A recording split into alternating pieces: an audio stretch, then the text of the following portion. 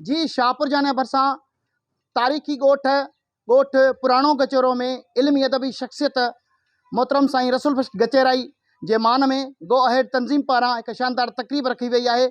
तकरीब में शामिल अगवान का पुछूंदा उन्हनि जो छा हिन तंज़ीम गो अहेड जेको आहे हीअ हिकिड़ो मिसाली किरदारु अदा कयो आहे। छो ॻोठ वारा घटि इज़त ॾींदा आहिनि कंहिं बि कमु कंदड़ माण्हू खे, पर हीअ हिकिड़ो आला मिसाल क़ाइमु कयो अथनि त हिन हिकिड़े नंढड़े वर्कर खे हेॾो मान बख़्शियो आहे, इज़त बख़्शी आहे। ऐं मूंखे उमेदु आहे त हीअ इन जज़्बे सां ई कमु कंदा रहंदा, ऐं जेकॾहिं हीअ हिन जज़्बे सां ई कमु कंदा रहंदा त इंशा अल्लाह ताला त मुंहिंजा हिननि जे चवण मुताबिक़ मुंहिंजा ख़्वाब जेके आहिनि सचा थींदे आउं ॾिसी रहियो आहियां। त इंशा अल्लाह ताला त हीअ पंहिंजे पाए तकमील ते पहुचंदा, पंहिंजे मक़सद ते मक़सद खे ज़रूरु हासिलु कंदा, माणींदा।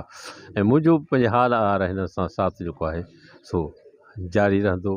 तारीख़ जे हवाले सां उहो साईं जो ॾाढो साराह जोॻो कमु आहे ऐं तहक़ीक़ केतिरी ॾुखी आहे उहो असां सम्झूं था, छाकाणि त हीउ जेको दौरु आहे इन में त तहक़ीक़ ॼण हिकिड़े क़िस्म जी सवली थी वई आहे, पर साईं जंहिं दौर में कमु कयो उन दौर में ही पंहिंजो असां वटि को मोबाइल फ़ोन त कान ई, पोइ साईं वञी करे ऐं पंहिंजो उते वेंदो हो ऐं उते हक़ीक़तूं मालूम कंदो हो। उन खां अलावा साईं तइलीम जे शोबे सां बि रहियो आहे ऐं तइलीम जे शोबे सां मां तव्हांखे इहा ॻाल्हि ॿुधायां त साईं पैसा कोन वठंदो हो। माना ही उहो मुअल्लिम हो जंहिंजी का बि पघार कान हुई ऐं बग़ैर पघार जे साईं पढ़ाए उन शागिर्दनि खे ऐं मथे आंदो। अॼु उहे सिंध जा हिकिड़ा बहितरीन राइटर बि आहिनि, उन सां गॾु सिंध जा जेके पंहिंजो अदीब शाइर बि थी गुज़रिया आहिनि ऐं साईं खे हिन वक़्तु तमामु इज़त जी निगाह सां ॾिसनि था।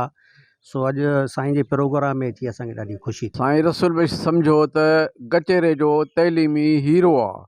हक़ीक़त में न सिर्फ़ु समाज सुधारिक पाण रहियो आहे, पर पाण तारीख़ ऐं तहक़ीक़ में जेको हिकिड़ो मुनफ़रद मक़ाम हासिलु कयो आहे उहो असांजे हिन साहती ख़िते में हिकिड़ी मुनफ़रद ऐं अहमियत जो हामिल रहियो आहे। ख़ासि तौर ते पाण गचेरे जे जेका लिखियलु तारीख़ हुई उन खे उजागर कयो आहे। मखदूम साईं हिंगोरो रहमतुल्लाह जन खे या मखदूम काज़ी गुलाम बुगाई साहब, इहे अहिड़ा किरदार आहिनि जेके असांजे सिंधी अदब ऐं तहक़ीक़ी अदब में इन्हनि जो ज़िक्र तमामु घटि नज़र अचे थो। उन्हनि ते पाण किताब लिखी ऐं जेको आहे सो सिंधी तहक़ीक़ी अदब में हिकिड़ो अहम इज़ाफ़ो कयो आहे। पाण खानवंद पंवर साहब सां समाज सुधार में हिन ख़िते जे अंदरि ॻोठ सुधार संगत में बि हिकिड़ो मुनफ़रद किरदारु अदा कयो। त साइंस ते जेकॾहिं ॻाल्हाइजे त खोड़ साईं जा जेके आहिनि पासा आहिनि जिन ते अॼु गचेरे पुराणे में मशहूरु तारीख़दान लेखक समाज सुधारक रसूल बख्श गचेराई जे मान में आजाणो रखियो वियो आहे। हीअ आजाणो हितां जे ॻोठ जे हिकिड़ी नंढड़ी तंज़ीम गो अहेड जे तरफ़ां रखियो वियो आहे। जेके नौजवाननि उनखे सिंध असेंबली में जेको एवॉर्ड मिलियो आहे साईं रसूल बख्श गचेराई खे, उन जे मान में ही तक़रीब रखी वई आहे। साईं रसूल बख्श हिकिड़ो समाज सुधारक आहे जंहिंजी वॾियूं कोशिशुनि सां हिन ॻोठ में तव्हां ॾिसंदो त स्कूलनि जो जार विछायल आहे ऐं उनखां पोइ मस्जिदुनि जा कम या दरगाहुनि जा कम, उनखां पोइ तइलीमी हिसाब सां बि उन जूं पंहिंजूं ज़ाती तौर ते वॾियूं ख़िदमतूं आहिनि। फ्री ऑफ कास्ट उन जेको आहे सो तइलीम में ख़िदमतूं सर अंजाम ॾिनियूं आहिनि ऐं उन हवाले सां अॼु ॻोठ जा जेके नौजवान तबिको आहे उन जे मान में ही नंढिड़ो आजाणो रखियो आहे।